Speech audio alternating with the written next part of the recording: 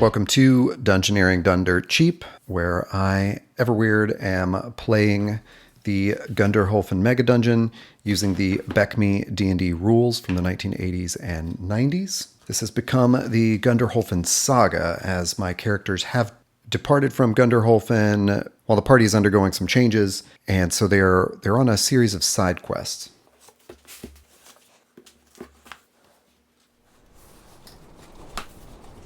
We see a snow falling, an early autumn snow, well, late autumn snow, I suppose, falling on 6 figures that are moving up what looks like a mountainside.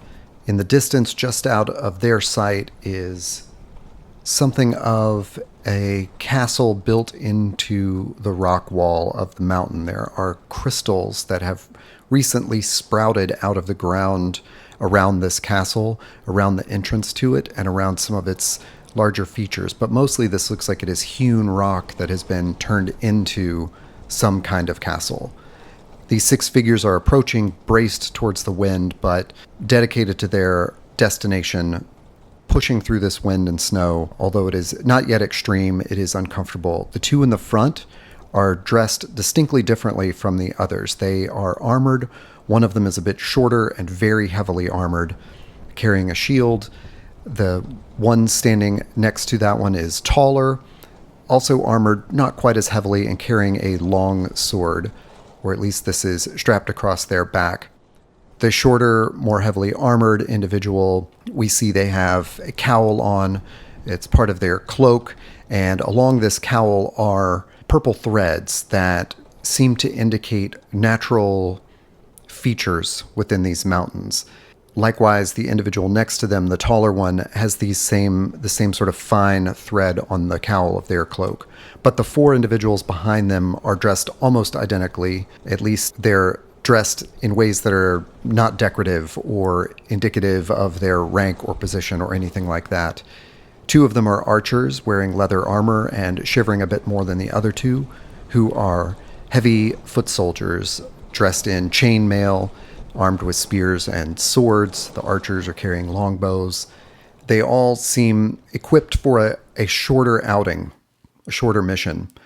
The taller one in the lead turns to the shorter one and says, "Your Holiness, this was not what I expected when I returned to our clan. I thought that I would be giving up my sword. I thought that I would be taking a different direction." And the shorter one turns to the taller one and says, "We do what we must at the time that we must do it," in a very religious-sounding group of nonsense. They look up at the taller companion and say, "This is all part of your journey and part of your growth, Virago." Within a few minutes, they approach the entrance to this interesting castle, this interesting stronghold. Virago is nodding and saying, "Yes, Gurneel, I understand that. I am ready for whatever test is laid before me." As they approach the entrance to this place, it is as though the snow and the wind has been pushed back by some force. There is overgrown vegetation leading up to the entrance, and these 6 figures slow their pace. The shorter one in front, who is called Gurneel, holds their hand up, signals for everyone to stop walking so that they and Virago may approach and investigate a little bit further to the entrance to this. There are double doors that lead into this place. The 2 of them look around, scouting for any traps, anything suspicious with these doors. They also glance up into the mountains, though it seems a bit too dark above them, and they don't want to risk ice or treacherous terrain trying to find an alternate entrance to this place. They have reason to believe that this may be the only way in, the only way to do what they've come to do and do what they must. Virago turns, signals the other 4, and they approach with their guard up. Those heavy foot soldiers have their long swords out in front of them, and the archers are within them, in other words, not on the flanks. If anything should attack from the sides, the foot soldiers on the outsides will bear the brunt of that attack with their shields and their chainmail. As they have walked up, no random encounter has occurred for them. They check these doors. Are these doors stuck?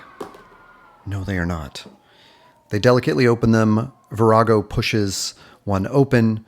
Gurneel pushes the other, and the archers stand by to loose their arrows on anything that they might find threatening within. In this entrance hall, there's a pillar on a raised dais. The hall extends back about 30 feet. The north wall of the room is covered in a leafy growth, and there are topiaries on either side of these doors to the east and west, or at least doorways. Virago and Gurneel signal to the 4 soldiers in their party to stand guard here in the middle. They gently close the doors, not wanting to make any sound or alert anything to their presence, and Virago and Gurneel approach that dais. What they see are their 4 symbols carved into it: a diamond, a triangle, a circle, and a square. As they get close enough to inspect this dais and the symbols on it, they notice that there is a stairwell beyond, sort of leading north out of this room, but it is covered by vines. There are doors on the east and west. Gurneel and Virago take 10 minutes to stand where they are and sort of inspect everything, and they must decide, do we head west, north, or east? That's going to be a 1, 2, or 3. They decide to head east. So they approach these topiaries in front of this door. To their great surprise, the topiaries come alive as if they are creatures and move towards the party. So I'm going to roll initiative. 6. My party gets to act. Virago and Gurneel are very much the leaders of this party, and although they look in command, Virago is at the same level of experience as the company of fighters with them. So they have very few hit points, but just in the name of bravery must step up and play the part, I guess, to an extent. Virago is going to step up and swing at this topiary closest to them. Here comes that longsword. A 19 is absolutely going to hit. That topiary has 6 HP. So Virago is able to remove 3 of its hit points. Gurneel then swings at the other topiary with their mace. A 10 will not hit. It sort of clubs into the vines and growth of this topiary and does not connect with whatever this being is. The 2 archers in the party, Halit and Walton, fire their longbows in. An 8.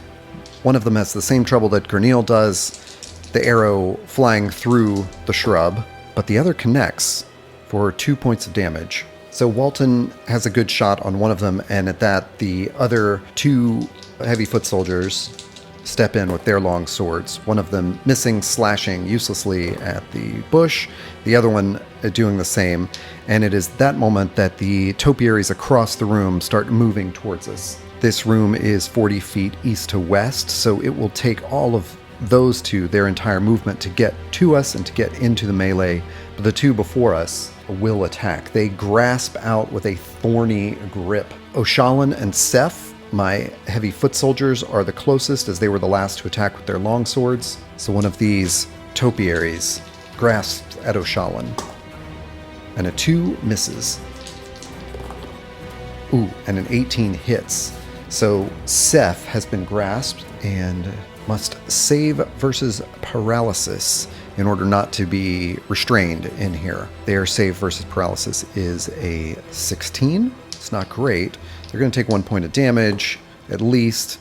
They do not make the save, so they are now within the grasp of this thing. And Seth does not have a lot of hit points. The tendrils of this shrub start growing around Seth and wrapping them up. This will, of course, cause Virago and Gurneel to go straight for Seth and try to free them. So I roll initiative for the next round. My party gets to go first. Virago will split off of attacking that first topiary and instead come to this one that is grasping Seth and attack it. A natural 20, but only 1 point of damage. Still, it's better than nothing, and that one it only has 2 hit points. Gurneel does the same thing with their mace. 5 misses, though, gets caught up in those tendrils, is holding back from hurting their companion. Oshalan jumps in with their long sword, trying to cut it away. 14 is going to hit, and that 6 points of damage will destroy this one topiary. So it is gone, and with that, Seth is freed. Halit and Walton have been standing back because they didn't want to get into the melee. They see these other plants approaching them, sort of running across the room, starting to reach out their tendrils. So they turn on those 2, which are the ones with more HP. Natural 20 hits one of them and takes it down to 1 HP. A great shot from Halit, and Walton fires another natural 20. These dice are really hilarious today, and takes that other one down to 3 hit points. It's now the Hedge Knights, or these topiaries' turn to attack. So one of them turns on Gurneel, who is closest to its companion, and misses with a 9. That would have been this first one as Miss Gurneel. The 2 others are... I think they're going to go after the archers. They want to wrap up the archers who have done so much damage to them. So the first one goes at Halit. Halit does not have great AC, and I believe that's going to do it. An 18. No, an 18 doesn't hit. They need a 9. They have a 9. So this is I rolled an 11. There's is a 7 AC. That's an 18 total. That does not hit the 19 Thaco of these Hedge Knights. So this does not hit. And the other one goes after Walton. Same thing. Just out of reach. These tendrils start to wind around them, but just don't get purchase and don't grasp them enough to harm them. So I roll initiative for the 3rd round, and this time the plants get to go first. So that first one after Halit, and 17 does not do it. Next one after Walton, and 18 will do it for 2 points of damage. And now Walton must save versus paralysis to avoid being wrapped up in there. Does not. A 15 and needed a 16 or higher. So Walton is starting to get wrapped up and loses 2 HP. The 3rd of these Hedge Knights goes again at Gurneel and will miss Gurneel. Gurneel has an AC of 2. They are holding their shield up, and the tendrils of this topiary just cannot get any purchase in there. Gurneel then swings at that topiary. 5 doesn't make it. Virago will go after that one that's on Gurneel. Also does not make it. Oshalan is torn whether to go after the one on... It's going to go after the one on Gurneel. And misses with a natural 1. Seth runs after the one that is on Walton, trying to free them. And a 13 will do it, so they do 1 point of damage to that one, and that takes that one out. Halit then drops their longbow and grabs their short sword and goes after that other one standing out in the middle of the room, nearest to them, misses. So that is all of my characters. There are 2 of these topiary Hedge Knights remaining. One is at the end of the room fighting with Gurneel and Virago, and the other's in the middle of the room fighting with Halit and Walton. Roll initiative, a 3. The Hedge Knights get to go first again. That one comes after Walton once again, misses. And the one comes after Gurneel again, hits with a natural 20. Fortunately, Gurneel is a level 3 cleric, so those 6 hit points are significant, but they are still in fighting shape. But must now save against paralysis so as not to get stuck. 4 does not do it. So Gurneel is now at threat of being overtaken by these vines. Virago gets on that one that's with Gurneel. An 18 hits for 4 hit points, takes it out. So thrashes apart this topiary closest to them. That sort of signals to everyone else to go after the one that is on Walton at this point. So Oshalan with their long sword doesn't make it. Seth with their long sword doesn't make it. Halit with their short sword doesn't make it. And Gurneel will hit for 4 points of damage, takes that one out. Gurneel, seemingly sort of the leader of the party, comes in and thrashes this last Hedge Knight, this little topiary that has become animated, and shreds it apart. Walton pulling the thorns out of their body and regaining their composure, turns to Gurneel and says, "What were those? What are we dealing with here?" And Gurneel says, "I have no idea. It is as though someone has turned the natural world on us as the defenders of this place, but make no mistake, something is corrupted here." The Dungeoneering Company then wondering if they should heal themselves. Gurneel is down to 8. Seth and Walton are down a bit, 2 HP and 1 HP. They decide to continue through these doors, at least in this moment, knowing they can retreat here and close the door. So they head to the east. Beyond this door, there is a passageway that runs for about 40 feet. Gurneel has lit up their lantern, but passed it to Oshalin so that they can wield their shield a little bit better in the front of this party. About 40 feet beyond, there's a little, well, about 10 feet beyond down this passageway, it starts to rise, and at 40 feet, there's another door. We are going to listen at that door.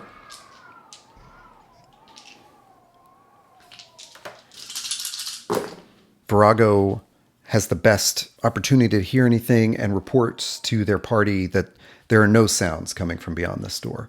So they open it up. They find a room about 50 feet north to south and about 30 feet wide east to west. There's another door opposite them to the east and a door in the north.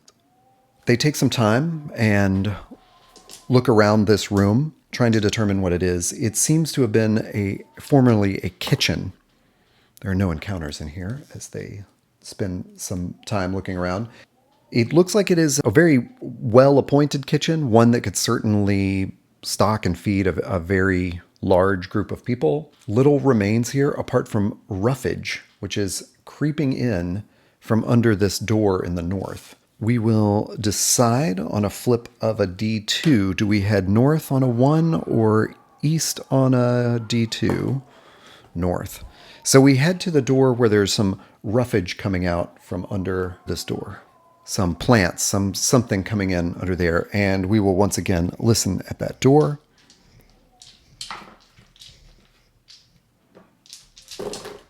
This time it's Gurneel who has the best chance and hears some kind of motion, some kind of crunching in there. It sounds a little bit sickening, like perhaps it's bones breaking. It does seem very distant. The reason for that will become apparent. They quietly open this door to check out what's across from them, and they see it's a short corridor and another door. So the sounds that Gurneel heard were perhaps coming from whatever's behind this other door. As they get closer, a couple of the others of them hear those same noises. It at once sounds like something that would alarm them and that they should investigate, but they are down on hit points and worried about a greater confrontation within this first half hour or so of being in this dungeon. I think on a 1, there's a 1 in 6 chance that they head north. No. They turn back. They decide instead to investigate this door to the east. They listen again at that door, and a couple of them have an opportunity to hear anything that would be there, but they hear nothing. Or rather, I'm going to roll an encounter, and if they have an encounter, nope, they don't. They would have heard it. They cautiously push this open and see a passageway that continues for about 20 feet and another door. So they push their way in, listen at that door. A couple of them are pretty sure they would hear anything in there. They have noticed at every turn around here that there's been sort of encroaching plant matter and vegetation. But as they get to this door, there's a cool draft coming from the door. They carefully push it open. They see a staircase, very rough, but hewn into the stone and descending about 30 feet, and a door at the bottom of that. They do another listening check, and a couple of them are sure that they can hear if there's anything in there, but they hear nothing. There's a cool air coming from this door, and it feels drier. So they carefully open that up, and they find a room of similar dimensions to the last large room that they were in.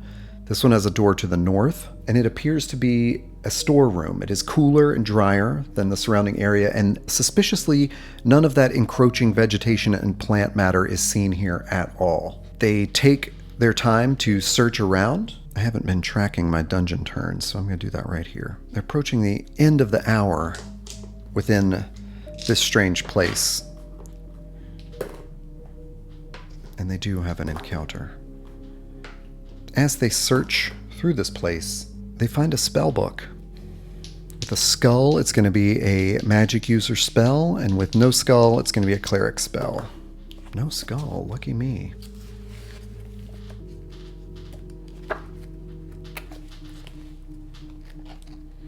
Thinking I can probably do it this way and just roll a random spell. But I don't know how many first level cleric spells there are, or if this would be of a higher one. There is a perfect spell in here that it should be. And if I were DMing a party, I would absolutely give them this spell. So the question is, why would it be anything else? They find a scroll of resist cold. I have to remind myself about using scrolls, as I often do. And because it is a clerical scroll, they can simply read what is on the scroll. So Gurneel reads this scroll and knows that whoever left it behind was very intentional about it. This is a cold place, and they probably knew those dangers ahead, so they left a scroll of resist cold. We continue to search the room. We will take our 10-minute rest at the end of the hour. Because this room it should definitely take us a couple of hours actually to search it thoroughly, but I think because it's been sort of abandoned, it's going to take us the better part of an hour. I'm going to say it's about 30 more minutes. We've already spent 10 in here resting, and I will roll those encounters, see if we have anything else. We do not, but in searching this room, we found that spell scroll, but we've also found several crocks that we could not have missed because there's a pungent smell emanating from them, and we find a highly acidic vinegar. The nature of the religion that Virago and Gurneel follow, and in fact all members of their clan follow, they are very close to nature, and they do understand vinegar as a natural herbicide, and that this can be very useful where they have seen all this other vegetation in this place. This is something that could perhaps have instantly taken care of those hedge knights that they ran into in the first room. Not wanting to head back and face the horrible crunching sounds that they heard in that room to the north, they're going to head through this room to the north. They are on a lower level, so they feel a little bit removed from whatever that sound was. They feel rested. They feel ready to take on whatever is ahead. I'm wondering if they have filled up their water skins with this acidic vinegar, or if they just take the crocks. I'm thinking these crocks are sort of like there's somewhere in this room, there's sort of like an amphora that they can put the vinegar in and at least have like a handle on it that they can carry. So they will, as best as they can, with some rope, attach these to their belts. Not really worried about spilling vinegar on themselves, but other than that, the smell might give them away. They proceed to the north. So they're going to listen at that door, and if there's anything to be heard, someone hears it. But no, they don't hear anything. It feels like the cold, like they're sort of like hearing the cold, that emptiness of sound in this abandoned place in the cold mountains. They carefully push open this door, and after about 20 feet, this passageway heads up a staircase far enough that they're pretty sure they are on the same level that they were before. They approach in the same formation as before, with the archers in the middle, Virago and Gurneel leading the pack, and Oshalan and Seth sort of holding up the rear and protecting those archers. In this room, it is a cool, dry air. There are empty wine bottles stacked against the walls. We can spy across the room that there are a few that seem filled because they are placed in a rack on the south wall, and then there's a dusty decanting station sitting on the table. As any good cleric would, Gurneel takes 10 minutes to inspect this wine and decides that although this could probably substitute for vinegar in a pinch, it's probably not worth weighing themselves down with, as they have a larger mission here. There is a passageway to the west where there is no door. Oshalan and Seth have sort of stood guard as Gurneel, Virago, Halit, and Walton have investigated this room, but they know the way onward is to the west. That passageway heads about 30 feet out before there is a door. So we approach that door and once again listen. Gurneel is impressed, feeling like this company with them is starting to function very regular. This is exactly why they take out young fighters on these missions, on these quests, is to hone them in the danger of the real world and get them functioning as a unit and following the procedure. Just like that, they procedurally kneel in front of this door, they listen as the archers take guard, and then the archers take a turn listening, and 3 of them are fairly certain that they hear the same sort of crunching and movement sounds that they heard before when they went through that hallway. Judging from their location, they are fairly certain that this must connect to that room where they heard the sounds earlier. Gurneel does not think they should face, if this is the scariest thing they could face, does not think they should face it now, does not know what could be there. They spend 10 minutes working on their map to try to work out their route. This is what Gurneel is thinking. If something in here is such a threat that they must retreat, they could head through this door and possibly jam it with iron spikes and head back down. But as far as they know, there's only sort of one loop around here, and anything in that room might know that and could block our progress by simply heading south. So it doesn't seem like it's a good idea to move into here right now, especially when they're still down on hit points and still wondering about when best to employ their health potions or a healing spell. You know, they're not quite desperate enough to do that, but they're trying to manage these resources. So they're going to turn away. So they spend a few minutes heading back to the wine storage and the storeroom and back up to the kitchen. And just because of that, I'm going to roll another random encounter. They have none. They head back up to what they think of as the kitchen, where there was that door to the north, and they assess, maybe we need to head back to that entrance room, perhaps see what's beyond those vines, or head to that western door. I think with the kind of luck that they've had heading far east and mapping this up, they're going to head west and see what's through that western door. There was a feeling with the symbols carved into this dais and the vines covering this route with the staircase beyond it, that this might be the main passageway, and they're thinking they want to avoid that for now. They head back into that entrance hallway, and they're going to listen at that door to the west. No one hears anything this time, a bunch of 4s and 6s. Luckily, as they push in that door, what they find is a passageway that extends for about 20 feet. I should have marked torches here, so they've used up a torch, another torch, yeah. So yeah, that passage extends about 20 feet to the west, and then there's a stairwell to the north. They assume their marching order, walk up the stairs. There's a small landing and then a door in front of them. So once again, without even a word from Gurneel, they take up their positions and listen. O'Shallan is pretty sure that they hear anything that could be heard in there, and it is in fact very quiet, although I am going to roll for a random encounter to see if that might be heard there, and there is a random encounter. Let's see what it is. There is sort of a vibrating sound coming from this room. O'Shallan reports that back, but they decide this is the way they must proceed, so they carefully open up the door with the same drill. The archers are standing over the fighters who kneel and push this door open.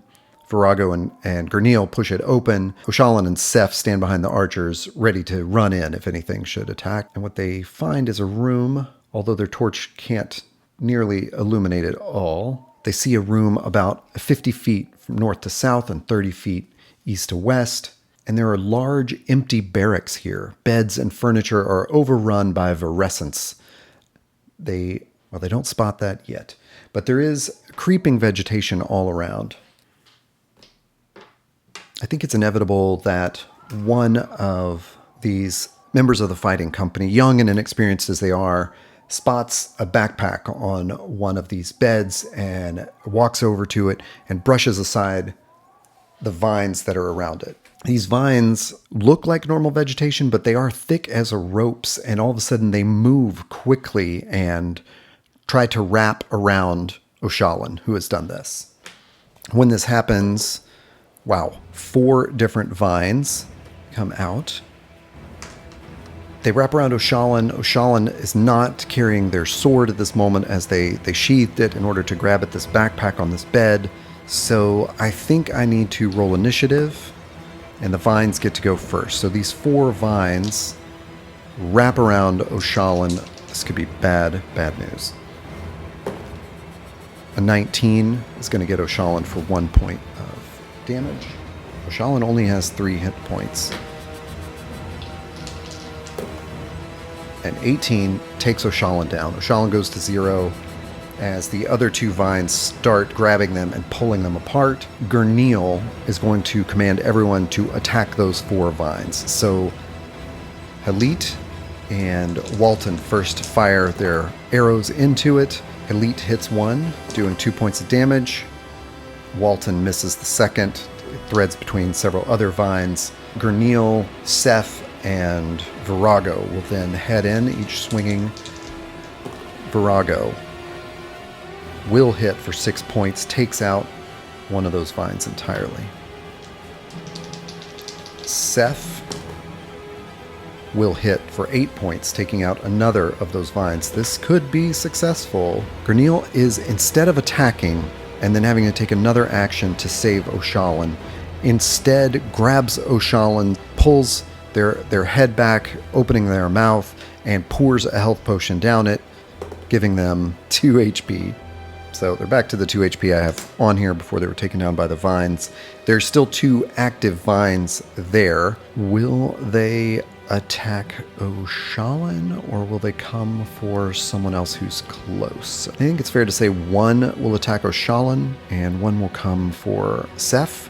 So let me roll that attack on Seth as one of them lunges out towards them. Seth has a 4 AC. That is not going to hit, thank goodness, because Seth only has 3 HP. The other one comes after Oshalan and definitely hits Oshalan, takes them down again. They're unable to save versus this iron grip that the vines have. So Oshalan is taken to 0 HP again, and beneath it, in fact, but I am just treating it as 0 so they can do a death save. So Seth attacks those vines on Oshalan and misses. Halit and Walton will pull out their short swords and hack away. One of them hits for 3, taking out one of those vines. The other one is going to hit for 6, taking out the last vine that's on Oshalan. Gurneal then pulls another healing potion out and administers it to Oshalan, doing, again, 1 + 1 points of HP recovery.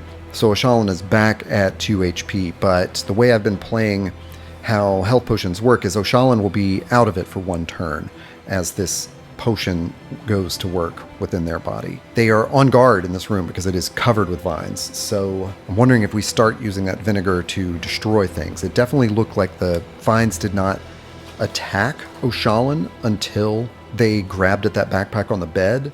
So we're going to be very careful and no one's going to touch anything. However, the vines on this bed have been hacked to pieces.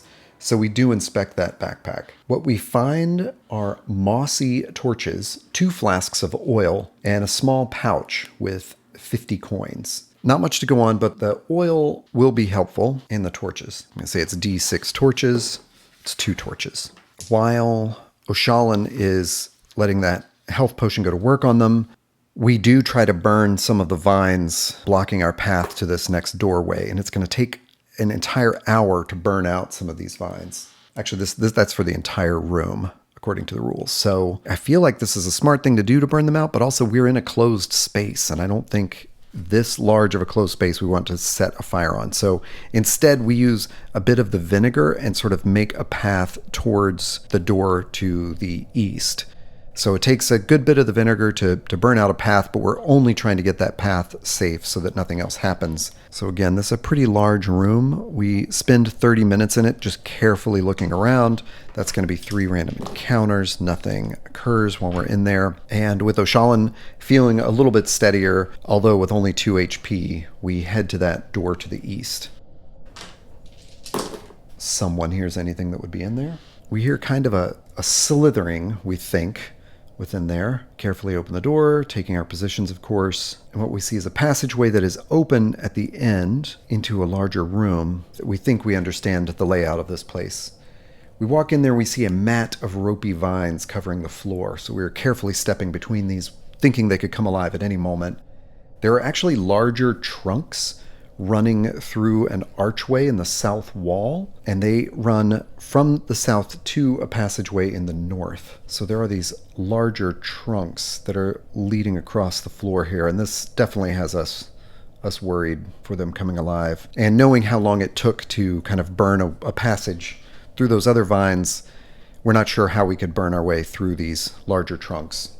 So we keep away from them for the time being as we inspect the room. The passageway to the north is open. There's no door there. So we will step over these large trunks and head to that northern door. We kind of spy around the corner and see there's just a short passageway connecting to a room of about the same size. It's about 30 by 30, even though my drawing doesn't really indicate that. We creep in there to, I think we're going to spend, we're just going to creep in there. And in this room, we see a statue in the middle of the room. The statue is of a noble, somewhat fairy-looking creature. It is on a plinth in the center of a small fountain, although the fountain is now dry and it is overrun with vines. The statue and the base are partially obscured by all of these vines everywhere. And we do see two creatures cavorting in that fountain. I'm going to roll surprise. The yellow is going to be my party, and the black die is going to be the creatures.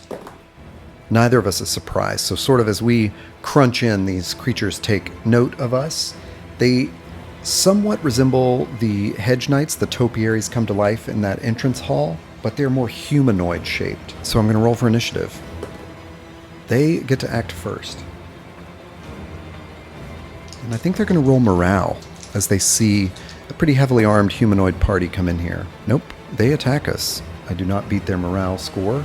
They are vexatious, although cowardly. One of them comes running right up to Oshalan and attacks. 3. It misses terribly. The other attacks at Seth and also misses. So we will have one good swing at them, I think, before they probably blend into the vines on the floor. Oshalan and Seth will take those first attacks at them, missing. And also missing. As these little shrub creatures kind of move through the vines and in and out, Oshalan and Seth are swinging uselessly. Gernil swings their mace at one, does not. Oh wait, that will hit. They have a 9 armor class, so a 10 plus 9. Takes out one of them with their mace, and Virago swings their sword, taking out the second one. So not even knowing what these creatures are, we take them down. As we take them down, they seem to resemble all the other vines stretched across this floor. We're going to take some time and carefully inspect this room, trying not to harm any vines, but the vines cover this plinth. So first thing we're going to do is kind of secure ourselves. We peer down this hallway to the north, and we see that it's a passageway that goes about 20 feet and then has a door. And then we peer down this hallway to the east, not knowing as yet what it connects to, but see that after about 40 feet it ends at a door. Feeling that nothing can sneak up on us without us hearing a door open, we then carefully, using some of those torches we found, burn the vines around the statue so we can read the plinth. So I'm just going to mark those torches off. Both of them are like put to use as we're setting fire here. We're trying to be really careful not to harm any of the other growth in this place, but just burn out like in a very concentrated circle. So we see on the base of this plinth of the statue that there are 4 stylized instruments: a diamond harp, a triangular horn, a circular drum, and a square lute. So those correspond to the 4 symbols we saw down in the entrance hall, but I don't know why they are these specific instruments, nor do I think any of my characters are proficient musicians who could do anything with this. We are going to creep down to the west. Well, actually, let's roll for it. 1 to 3, we go north. 4 to 6, we go west.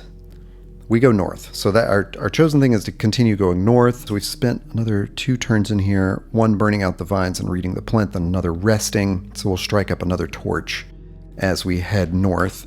And we're all going to listen at that door. No one hears anything that might be there. Okay, so I know a little bit about this adventure as I've read ahead to see what's coming if I need to react in some way to play it. But I think they've chosen this route. They believe this room contains something horrible and destructive, and so they head north. They've listened at the door. None of them rolled enough to hear anything, so they take up their their normal positions. Virago and Gurneel open the door. Halit and Walton have their longbows ready to fire at anything that might approach, and Oshalan and Seth are right behind them with their swords drawn. They're not going to be able to see this entire room because it is quite large, and their torchlight only extends out 30 feet. They find a large hall covered floor to ceiling with vines and bushy shrubs, much thicker than in any other room. There are thick trunk vines like those from this room that continue from the south. I suppose it's probably the same thing, across the room and up a short flight of stairs here to the north. So as we possibly creep in a little bit, it looks like it's only 50 feet north to south, but it is something like 70 feet east to west. So we can creep in 10 or 20 feet to illuminate to the end, see those stairs and how the vines extend up there. There are 4 enormous statues in alcoves on the east and west walls. So we head over to the east pretty carefully to inspect these statues. I'm going to roll a random encounter. I need to roll a reaction of something. Strangely, I do not have the reaction table memorized yet.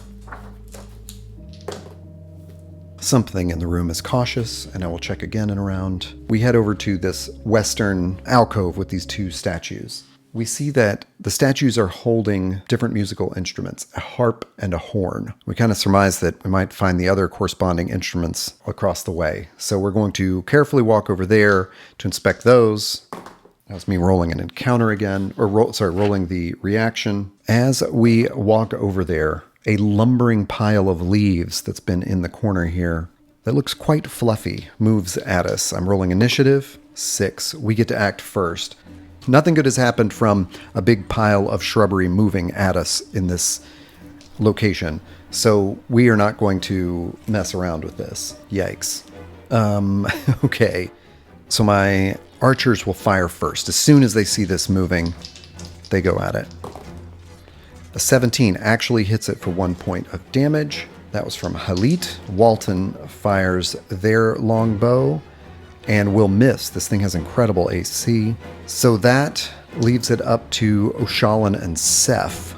There aren't great, and this is a good thing. I appreciate this. There's no sort of distance rules like gritty ones in Beckme. So I think for, if I were trying to play a more tactical game, Oshalan and Seth would probably use spears, trying to stand away and provoke this thing.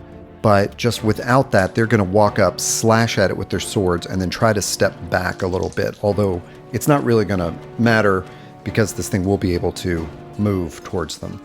It is lumbering, so I suppose it has a little bit less movement than a normal creature. But here comes my melee attack. So Shalin misses. Seth misses. Virago misses. Okay, we're feeling really bad. Combat is a fail state. Gurneel has one spell prepared, has the light spell prepared. And one of the cool things about light in basic D&D is that you can actually cast the light spell right onto the eyes of a creature, blinding them. But they don't see any eyes on this shrubbery come to life. This basically like a shambling mound of leaves. So they're sort of stuck with what to do here, and just pull out a sling and flip a sling bean at it. 13 misses. So I think these arrows and the sling bean have they just kind of get absorbed into the vegetation around here. Everyone has missed except Halit, whose first arrow struck. This thing is coming in hot. It's going to see, although Seth and Oshalan have stepped back, they are definitely in the front line, as is Virago. And this has some terrible damage. Comes at Seth. A natural 20 and 4 points of damage. Although it looked fluffy, it is surprisingly hard. And it hits Seth for 4 points of damage, taking them below 0. I think not even understanding what it's done, it takes a second attack on Seth. But what everyone realizes is happening is that it is engulfing Seth in its lumbering pile. So Seth is at 0, and I don't know that anyone can adequately get to Seth in this round, or in their next round. So here comes initiative. 3. It gets to attack first. Seth is at 0, cannot make the save against paralysis that it would normally do, so they are going to suffocate in 3 rounds. That is the suffocation timer for Seth, and after that, no death saves will be helpful, although I'm going to make a death save on their action this round to see if they're even alive now. Okay, so it won initiative, and it just starts up the chain. It goes after Oshalan. Oh, God. Misses, though. Okay, second attack at Oshalan also misses. So it is too busy digesting Seth to hit Oshalan. Halit and Walton each grabs a flask of lantern oil, lights it, and throws it at this thing. So Halit comes in first with that. Misses. Okay, hits the vines next to it and starts a fire in that corner. Walton also misses. So no damage to the creature itself, but fire around it, burning out some space in the vines. Oshalan freaks out that Seth has disappeared, swings their long sword at it, also misses. Okay. Gurneel is really feeling the inevitability of this. I'm looking at the distance to each statue, wondering if it occurs to Gurneel, perhaps if we play those instruments in the order that's been outlined in these 2 patterns we've seen before, perhaps it stops this creature. But Halit, Walton, and Oshalan have acted. Seth needs to make a save versus death. Gurneel and Virago can't get to each of these. Well, they could. Gurneel tells Virago, go to the far wall and play them in this order: diamond, triangle, circle, square, and that is harp, horn, the 2 that are on the west wall. Gurneel is assuming that the drum and lute will be on the east wall, and they will play those 2. But basically they're telling Virago to play in that order: harp, horn, and then Gurneel will play drum, lute. They should be able to do that in this turn with their movement. It's a little dicey, but I'm trying not to get stuck in the tactical aspects of it. So that's what happened. Virago runs to the west and plays the harp and then blows into the horn. Gurneel runs to the east and bangs on the drum and then strums the lute. As that rings out across here, the creature does not fall, but a secret doorway slides open along the west wall, and Virago calls out to Gurneel. Gurneel, as a cleric, does not want to give up on Seth, but they have taken their action to play these musical notes, hoping that would do something to this creature. It did not. Seth is going to make a death save. Fails it. So Seth is gone, and I don't know that Gurneel knows that. Seth is just being absorbed by this big lumbering pile of leaves and vegetation. Everyone else is feeling the tension of this moment and seeing that their leaders, Gurneel and Virago, have run to this, heard Virago shout that this passageway is open. So if we get initiative, everyone is fleeing to the west. If we don't get initiative, it's going to be bad. We get initiative. Everyone flees to the west, out of the reach of this lumbering pile of leaves, and through that doorway that Virago is beckoning them through. They run without paying much attention to what is ahead, but they're going to run through a short passageway, and they find themselves in a room that's about 30 feet by 30 feet. This room is a treasure hoard. There are piles of coins, jewels, and we can even see some weaponry there. We post up, and seeing that we feel a little bit safe in this room, our entire action was getting there, and this lumbering pile of leaves is digesting our companion, but also moving slowly across the room towards us. It gets to about the halfway point on its turn. So on our next turn, what we're going to do is post up. Halit and Walton and Gurneel, with their ranged weapons, will stand at the doorway and fire on this creature, while Virago and Oshalan search through to see if there's anything useful in this. But they find no escape, no other door out of here, so it seems like the fight is coming to them. So here comes that initiative. They fail. So the creature is going to get 10, 20, 30. It gets right up to the doorway on its turn, but doesn't have the space to attack us. We're a little bit in the recess there. Gurneel drops their sling, realizing how futile that is in this pinched environment, and pulls out their mace. Okay. Here come the archers. Halit and Walton each set a small fire on their arrow tips, just like a little rag that they've wrapped around there and lit into with their torchlight. This is just going to do an additional single point of damage. But here comes Halit. Misses. And Walton misses. This is terrible. So we are just missing like crazy, having rolled some real hot dice in the beginning of this adventure. Gurneel worriedly steps up and swings their mace. A natural 20, 5 points of damage. That is fantastic. Calls upon their god as they do that. Hits and then retreats back into this room. So do Halit and Walton. Virago, I think with the creature having won that initiative, Virago and Oshalan have momentarily like paused what they are doing. Virago does have a ranged weapon and a javelin, and is able to sort of grab a javelin while still holding their sword and throws that at the creature. A 14, 17, get there. It does not hit. Ugh. Okay. All right. I've got no choice. We're sort of backed up against this wall as this lumbering pile of leaves comes in. Initiative. It gets the initiative. It comes in. Gurneel is right there in the front. It comes at Gurneel. It has a D10 damage. It rolls a 19, does 7 points of damage. They have 8 HP currently, so are knocked down to 1 HP, and now they have to save versus paralysis to avoid getting suffocated in there. A natural 1 is definitely not going to do it.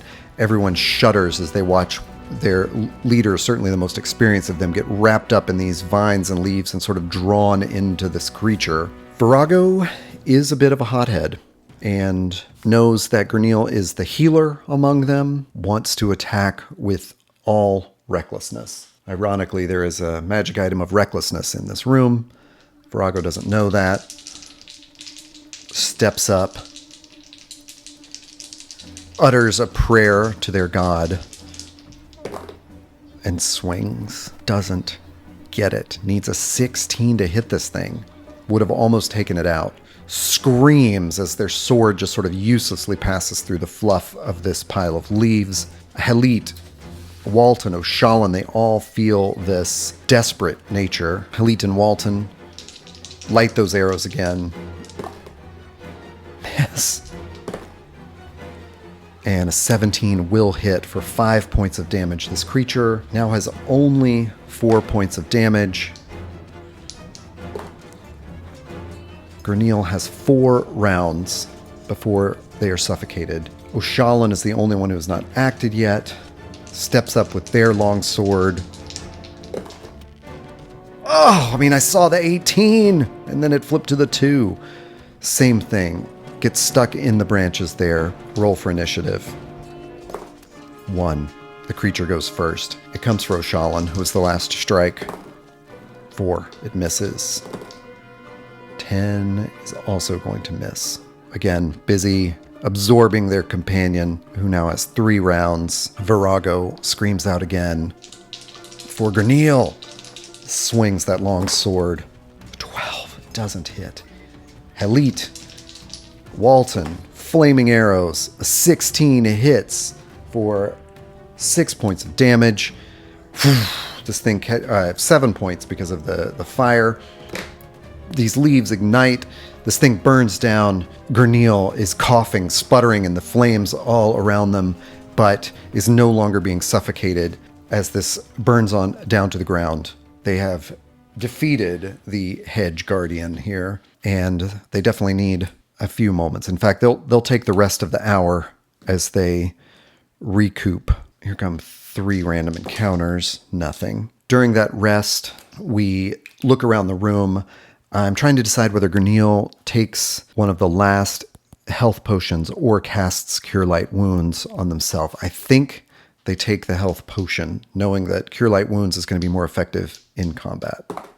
Thankfully, 7 points of healing definitely helps Gurneel. With 1 more health potion, they're wondering if they give that to Walton or Oshalan. The thing is, Walton's only down 2 HP and Oshalan is down 1 HP, so although they have very few hit points, proportionately, they haven't lost a lot, and we could automatically get Walton back to full health, but is that worth it when Virago also doesn't have a lot of health? Ugh, We spend this time looking around the treasure room and collecting what we can. There are 2,000 coins, a torque, I don't know what that is, with a diamond in it, worth 400 gold. There's a jeweled halberd, a shield. I don't know that it is cursed, but I don't think there's anyone in my party that needs a shield. They pack it out, of course, anyway. There's a gambeson of recklessness, and then there is a ring. Not knowing what any of these things does.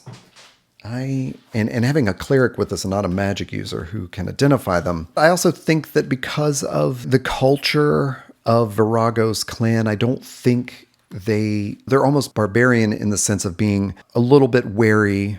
They're not totally afraid of magic, but they're wary of arcane magic. So I'm wondering it's a ring of protection, and I don't really know what that means in Beckme. So I'm looking that up. Oh, it just straight up improves the armor class. Wow, that would be great to put on, but I don't think we do it because of this wariness around arcane magic. So we load all of this up in our packs, in our bags. We feel that we have suitably inspected this room here off the west. We know there's that staircase up there and probably similar secret door over here. Actually, I don't think we would know that there's a door there unless we intentionally look for secret doors. But what we see is that it is choked with vines over there. We take a moment to reflect on our mission, and Gurneel tells them that the Fae Queen, who used to reside here in this place in the mountains, was friendly with their community, a protector of sorts, although there was no opposition or anything between them. But Virago and Gurneel's community, as I mentioned, is sort of like close to the earth, close to natural ways of doing things. This Fae Queen was at least a protector of that realm to them, but they were able to sense that recently the Fae Queen's powers of protection had worn off in this place. So they came here to investigate what's going on. Seeing nature sort of run amok through here, just vines everywhere, and these animated plants that attack them, they feel like the nature's been corrupted somehow, that just as they sense on the outside, something has happened here to corrupt the natural world, to sort of turn it into an antagonist against them. And they're worried that whatever is here means to spread that corruption outwards into the lands around, and certainly too close to their community for comfort. So Gurneel is reminding them of their intent here is not to loot the place, not to come in and get out, but they are intentionally looking for what is the engine of corruption that is working here. And though they mourn the loss of Seth, they know that their mission is larger than they are as individuals. So Gurneel is giving them a somber speech to get their heads back in the game and saying it is possible that we have to return with a stronger force. But for now, let's do as best as we can to find whatever is sending this corruption out and put an end to it. That is what we have been called to do. Virago is holding back their own thoughts and some misgivings around this and intends to question Gurneel when they are safe, but at this point just bites their lip and thinks to focus on the mission. So the question is really how we're going to deal with this room and when do we approach those stairs. Because of the vines in this room and the real thick ones coming out of the north, I think the characters are rightly wary of a place where there is more growth, but they know they could probably just start pouring vinegar everywhere and burning everything. So having to do a little bit of metagaming, this is an adventure that is pre-written. I will talk about it at the end of the session, but I didn't want to read ahead too far, although I had to sort of skim it to see if it would be good for a side quest involving Virago. So I've had to read a little bit further now to kind of understand what dangers lie ahead, trying really hard not to metagame, but wondering what is the realistic thing to do here and what would I do as a DM if I had a party and I had actually read the entire adventure, which I still haven't. I'm still keeping some stuff at arm's length. I got a couple of options. One is clear out the vegetation in this room. One is go back down here, head east, see what was making those horrible crunching sounds in this, but we don't like it. Looking at our map, consulting our map, we have definitely considered the possibility that this vine we see sort of like running all over the wall, that perhaps it's pointing to the east and maybe there's a connection somewhere around here. These, as I've had to read ahead just now, I've noticed these big trunk vines actually continue running all the way down. They weren't just in the first few rooms, but they are the ones that run all the way down to this initial staircase in the entrance hall.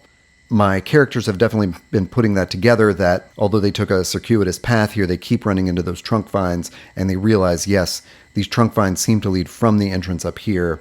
And because of what Gurneel has reminded them of their mission here, they're thinking maybe this is sort of like the energy conduit, like the battery somehow is being charged through these. If they're thinking of it as like an engine of some kind of power that is sending out this natural corruption, corrupting the nature around it, is that somehow being like charged up here and these trunk vines are delivering it out? Is that what's happening? The corruption is spreading from up here? It certainly seems like everything is pointing up there. So they want to be cautious, and they want to make sure they've kind of cleared out what they can clear out. I think, do they attack and burn out the trunk vines in this room first? Yes, that's what they do. They decide, we're in this room, we are closest to this, let's try to clear these large vines out here and sort of sever the connection as far as it's going out to the outer world. They step out. They have fire. They have these. They have flasks of oil that they have. Actually, they've thrown those flasks of oil at one of these creatures around here in this room and caused some minor fires. But Gurneel had purposely brought 6 other flasks of oil. They also have all that vinegar with them, and they just have torches. So I think they come up with a routine of pouring the vinegar on the vines, and where those vines whip up to attack them, they immediately start burning them with the torches. So they're able to proceed in sort of like 2 groups marching side by side. They want to just start burning those trunk vines out in this room. When I read ahead and had to sort of figure out how the mechanics of this work, there are actually 10 HP of vines in here. So I don't really know how that matters. I think given the time, there's any vine will react as a strangling vine. So I think as soon as we singe one, we have D4 strangling vines to attack. So I think what I'm going to have to do is march through the room in 30-foot increments, burning those things. But we're going to move up. No, that's not true. We're going to move to the center first. So we move 30 feet into the room to those first trunk vines, and we begin singeing it. And I'm going to roll for initiative to see if we're going to attack the strangling vines that appear or if they're going to attack us first. They get to attack us first. 4 strangling vines appear. So here goes. The first one comes up at Oshalan and misses. A strangling vine comes around them. The second one comes after Walton, misses. And Halit is going to hit for 2 points of damage. So that really hurts Halit. That is terrible. So then Halit needs to save versus paralysis or be gripped. Does not save. So Halit has been gripped by these on our turn. Halit, although gripped by the vines, still has a chance to attack this one. I disagree with the hit points of the strangling vine. Halit swings down at it and is not able to get purchase on it, swinging with a short sword. Walton swings with a short sword, natural 20, 4 points, I think should take care of that one vine that's on Halit. There's still 3 vines left. Oshalan comes in with a long sword, misses. Virago with a long sword will hit and takes out another of those vines. So there's 2 vines left. Gurneel is just gonna, they're gonna burn it with the torch. Why am I worrying about these other things? So burns out one of them. We've got 1 vine left. I'm gonna roll for initiative. It gets to go first. It has got a grip on Halit. It's gonna go for Walton. Does get Walton. Takes Walton down with 6 points of damage. Walton doesn't get to make that save, is being strangled, and has 0 HP. Gurneel sighs, takes their torch, goes after that one, burns it off, and somebody else has to be able to burn this thing. Oh, there was only one left, right? Okay, yeah. So Gurneel burns that one off. Walton is down. Virago will grab one of the last potions of healing and throw it down Walton's throat. 6 points. Brings them right back up to full, thankfully. That did not seem worth it. I have 1 healing potion left. I've got Oshalan and Halit both down in HP.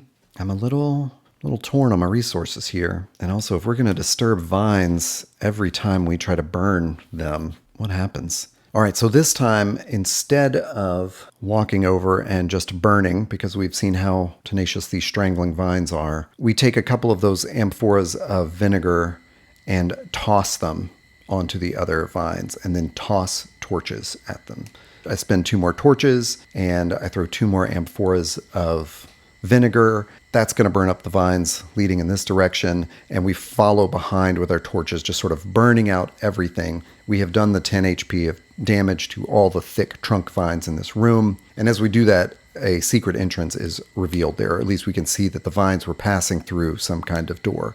So between my 4 fighters now, I guess I can roll for that, but we're going to try force doors. Yeah, we get 3 successes there. So we're able to force this secret door open. We see a passageway that runs to the east about 40 feet and then turns to the south. We are going to listen at that door to the south. No one hears the crunching noises that they heard before. Not knowing exactly where we are, we open that door. What we see is that this was once the feast hall. Once a mighty banquet hall, the central table in this room has now been turned into a platform. On that platform are 5 humans that have vines wrapping around and through them.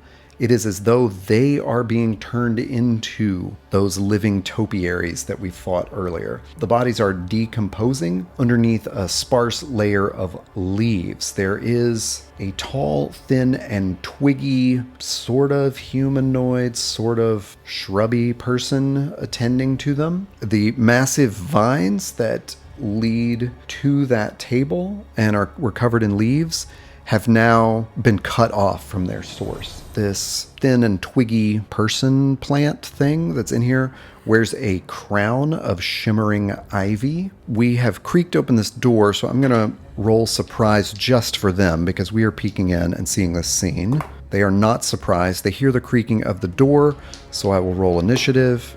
We get the initiative. Without thinking, Halit and Walton fire arrows into this twiggy humanoid thingy, missing Halit, and Walton missing. Oshalin, freaked out, is going to throw their spear. Does hit and does 4 points of damage, but is now without a spear. Virago takes one of their javelins, misses. As Virago misses, then shouts to Gurneel, close the door, and Gurneel slams that door closed. We are then to kind of prepare for the next round by using our torches to light fires and prepare some vinegar attacks. This creature in there, on their initiative, can spray thorns or summon some of those shrubs, seeing that they can't get to us. Yeah, I think this is much creepier. So instead of summoning or whatever, they reach out through their like little plant fingers and revivify these humans that are in the process of being transformed into hedge knights. So these sort of 5 not quite ready hedge knights are animated behind that door, and they're then commanded sort of like this through this like telepathy, through this like this communication through the vines to head towards the door to attack us. So this thin and twiggy creature, the Corruptor, is still standing in the middle of this on the former feast table, but these 5 hedge knights are approaching us, and they each have a half HD. So 4. Wait. Sorry. It should have been a 2 and a 3 and a 1 and a... What do I do with a 5? Do I round up or 2? I'll just say it's 4. We got a 1, 2, 3, 4 going on here. So that is their turn, and then I'm going to roll for initiative. I don't think there's any way these weird little animated things can open the door, but they are right on the other side of the door. They get there during their round, but they're dumb like plant creatures that have been energized with this energy of the flesh, the humans that they have taken over. So my party's on the other side of this door, and they have quickly decided, like in this 10 seconds of the round, or sometime within that, a fraction of that, they want to burn these things. They hand torches all around, and I think ordinarily I would probably rule that a torch is like a D4 weapon, but I'm thinking it's going to be like a D6 against these things that are quite flammable. They're made of twigs and leaves. I could do a D4 plus 1 maybe, or just do a D6. I think I'll do the D4 plus 1. That makes sense. So I've got a torch. Yeah, I think that's an acceptable way to do it. So on our turn, Gurneel opens that door and the 4 other characters will attack. Halit, and they're just stabbing the torch out at the creatures right there. They can hear them like scraping against the door. Doesn't hit. Walton, I'm going to re-roll that. And Walton does hit and takes out one with 2 HP. Rashalan misses also, and Virago doesn't hit. So we're just flailing around. They're able to dodge us. We've only taken out one of them. Then Gurneel is going to slam the door closed. The Corruptor on the other side can see that this won't go their way if we're able to keep closing that door. They can summon more enemies each round, so I guess that's what they're going to do. They're going to summon those 3 shrub shamans from before. In the middle of the room, out of these vines start to animate into these shrubs that then also start moving towards that door. I will roll for initiative. 5. My party gets to go first. Gurneel opens that door. Each of us attacks with a torch. Halit leans out, hits for 2 points, takes out one of those hedge knights. Walton misses again. Oshalan misses again. Virago. I would be giving them a +2 to this, but the +2 wouldn't even help. I'm rolling so low. So again, like just fire and flame going around. It's not doing anything. Gurneel slams the door again. I also think there would be something if I were ruling this with a party, like would they be able to open the door and close the door on their turn? Should I allow Gurneel to do that? Perhaps on this one, perhaps I shouldn't have been allowing that. Gurneel has like this one action, but if they're standing there waiting for everything to happen, movement happens at the top of the round. That's how I'm thinking everything through. I don't know. Within 10 seconds, I think you could open a door and shut it. But could these weak little hedge knights pry it open? Do the hedge knights, are they able to keep the door open? No. Okay, so Gurneel slams the door again. And on this round, that Corruptor is just getting more and more upset. Summons 4 more shrub shamans. I don't know what I'm going to do about this. The first 3 are nearer to the door. Oh, I know what happens.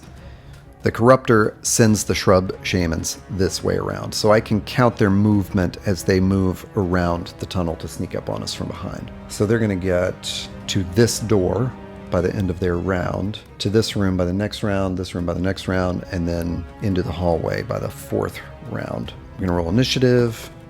They get to go first. They are in this room. Or sorry, they're at this door. We go. We open it up. Elite misses. Walton hits for 1 point. Oshalan goes after that same 1, misses. Virago. Close quarters are really impacting us. Virago takes out one of the shrub knights. There's only 1 left. Roll for initiative. 6. We get to go first. We open that door. Virago goes after that last one. 17 burns it down. So although the shrub shaman are going to get to about there, they're not yet able to get near us. The Corruptor will summon. Only 1 shrub shaman is able to appear this time. So we have 1 more in the room. Virago is the only one that acted so far, I think. We will run into the room with those torches. Gurneel heads at the little shrubbery shaman that has just appeared, takes it out. Okay, so 1 of those is gone. That's great. So the one that was in the room with us, it leaves us in the room with the Corruptor, and I believe we have 3 rounds left until the shrub shaman come in this door. So roll for initiative. We get to go first. Missiles. Halit and Walton are going to fire arrows. I mean, that's what they do. Sort of dip the arrows into a torch that Oshalan is holding. First one misses. Second one misses. Oshalan runs at the Corruptor with their longsword. Natural 20 for 1 point. So gets a hit, but it's, at what cost? They're right up next to the Corruptor. Virago runs in. Longsword also gets a hit for 3 points. Gurneel runs in. Mace. Oh, I saw it circle in the 14, which would have hit, but in the melee, doesn't quite get there. The Corruptor now gets to go and has 3 of my people right around it. I believe the way it works is this, that the Corruptor sort of jabs out with a stabby twig at, let's say, Oshalan, who's first up there, and misses terribly, but then summons a spray of thorns, and I'm going to distribute this damage across the 3 of them. So a 15 is going to hit Oshalan and a Virago for 3 points. So Oshalan gets hit for a point, Virago gets hit for 2 points. Oshalan is not feeling great. Neither is Virago, down to 2 points, 2 HP, and 2 rounds left until all those shrub shamans appear around the corner. Roll initiative. 2. This thing gets to go first. Oh my god, it's going to take down my party. This is going to be terrible. Okay, it gets to go. Stabs out at Oshalan with one of those twiggy vines. Hits. Oshalan goes down to 0. So Oshalan is down. Summons those thorns again. And that's definitely going to hit both of us for another 3 points. I'm just going to spread it around so that Virago doesn't go down. There's a little bit of plot armor I'm using there, but since I'm distributing the Hail of Thorns, or the Thorn Spray, sorry. Okay, Halit fires in with an arrow at the Corruptor, hits for 1 point of damage. I mean, anything is going to help. I think Gernil is going to shout for them to leave, but Walton fires an arrow. 18 is not going to do it. All right, Virago's right there, breathing heavily, sweating with their 1 HP. They're going to retreat out of there. Virago looks at Gernil with this sort of desperate sadness and just a feeling of defeat in their eyes, and moves out of the melee towards this door in the southwest. Gernil, knowing what's at stake here, runs to Oshalan, touches Oshalan, and casts Cure Light Wounds. Oshalan regains 5 HP. But, you know, it's the way I want to play these things. I don't want characters to just pop right back up. So Gernil is like pushing Oshalan as part of this. If we get the initiative, Gernil has told the party, retreat, follow Virago. So if we get the initiative, it's great. If not, this thing gets to attack again. It gets to attack again. Gernil is hunched over in front of the Corruptor, and it stabs out with one of those twigs. A 2 misses. Thank goodness. I don't know how that thorn spray should work. I've been playing it off as best I think it should, but I'm now realizing maybe it's a save versus breath. I don't know that that like helps my odds at all, but I also don't understand that if this thorn spray can be used every turn. More details on that to come. I think there should be something of a recharge, and it is basically used a special ability every single round. So I think maybe there's a 1 in 6 that it gets to recharge. No. Okay, so no thorn spray this round. On my initiative, Gernil shoves Oshalan to their feet. Halit, Walton, Oshalan, Gernil, they run to this door where Virago is, and they run out that door. They're only able to get about 10 feet into the hallway. This Corruptor, do they follow? I'm going to roll a morale check to see if they follow. 7. They do follow. Okay, initiative. We get to go. We run. So we know where we are now. We run to this room where the statue of the Fae King was, and we run south across those trunk vines, really wanting to burn them, but knowing that anytime we do, some strangler vines may pop up. We're able to get into the entrance hall. So if the Corruptor wants to follow, it is going to have to come in at great speed. And that would have been the round where all the shrub shamans appear in the north of that room. But because we fled, we don't have to face them. We're going to roll an encounter on our way out. Nothing happens. So we escape out the front. We've lost one companion, and we've faced several things that brought several of us down, and it has felt very desperate. Virago looks at Gernil and says, so what do we do? You know, we have failed in our mission. I thought this was a righteous mission. I thought we had the gods on our side. And Gernil says sometimes the gods say no. And it looks like we did not bring the strength of what we needed to bring to bear down upon this corruption. This corruption is greater than we thought, but we know what's causing it now. We know there is something has harnessed the natural power of the Fae Queen, vanquished her from her throne, and installed itself with her power is somehow corrupting nature. We need to return with a small army and burn this place out. As they're leaving, perhaps they turn around and chuck some of that vinegar in at those vines and watch it hiss as like the vines burn back. Grenil tells them, we can't always fight to the end. We can't always press ourselves forward feeling like victory is there if we just push hard enough. Sometimes discretion is the better part of valor, as they say, and we should retreat. We have a very strong community, and we know that our fighters can return in mass and conquer this corruption, and we bring back to them several thousand gold and some other items that may have magical powers. Perhaps those will serve us well. The party begins a low chanting song as they march back to their village. This is a song that they sing to honor the fallen, and they sing it in memory of Seth. They all know that this is one of the hazards of this training that happens among their tribe, their clan, when they are very young and low level, not especially experienced. They are taken out on these sometimes dangerous missions and quests in order to learn how to use their fighting skills, to apply them. And they all go forth to do this honorably, but they know this is the risk. Seth has fallen. And on that walk back to their village, Virago again sort of presses this question to Grenil. I thought when I returned that there's something else that I'm trying to find. I'm trying to find that other path that our elders have always talked about. That path that doesn't have blades and a reliance on cold steel. I didn't expect to be called upon so quickly to encounter danger that I would have to be swinging the sword again. How do I establish myself on this new path? And Grenil says, you're choosing your own path. We needed your assistance today, but you have told us your desires, and I will recommend you to the village elders to begin that training, to be able to shed this kind of edged violence from your training, to become one of the others, one of the other path that our community values so highly.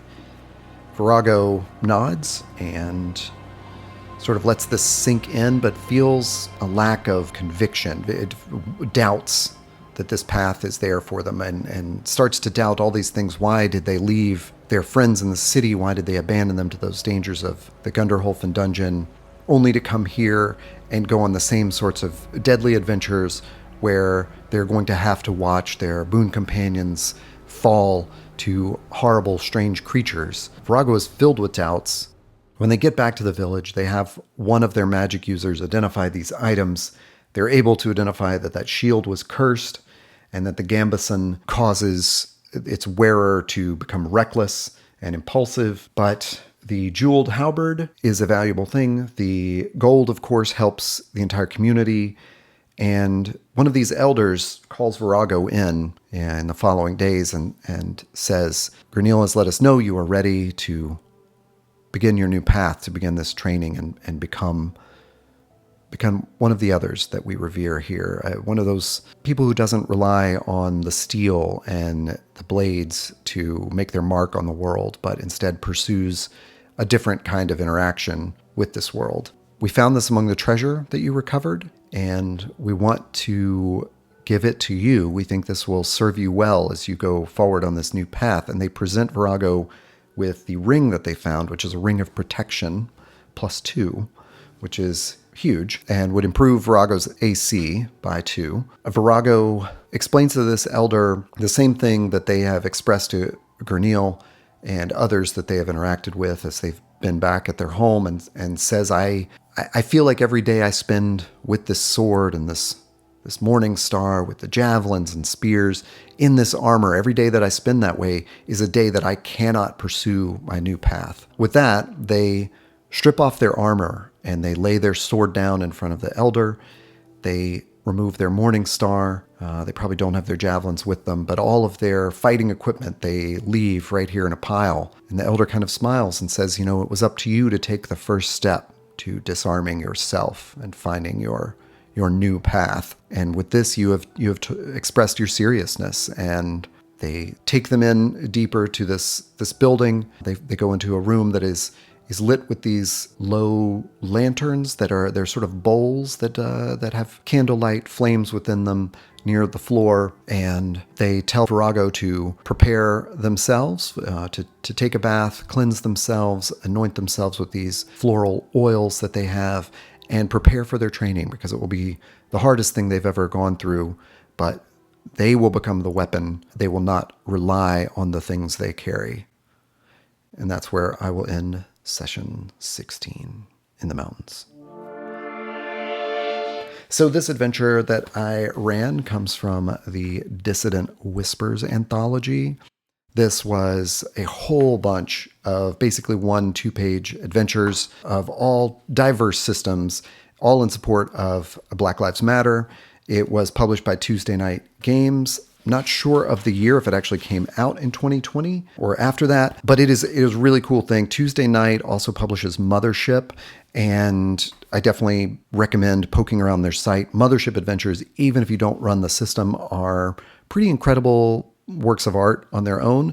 This book itself is so cool. It has, you can see, a ton of system agnostic adventures, then a bunch of adventures specifically for Mothership, a few adventures for Merkborg, some for the basic expert rules. That's the one that I took, the Fae Queen's Grief, is from this, but it was designed for the system called Glaive, which I'm unfamiliar with, and instead I was trying to adapt things a little bit on the fly. As I said in the course of the session, I did look over the adventure to see what I needed to convert beforehand, but some of it I didn't want to read too deeply and sort of figure out the moves of all the adversaries in it. There are also just other systems in here. There's a DCC adventure, a couple of Electric Bastion lands, and even some 5th edition stuff. Mouse Ritter, Troika, Black Hack, Trophy Gold, UVG. This is a super cool book to own for a very great cause, and it just features a ton of that kind of diverse and insane, if I may say,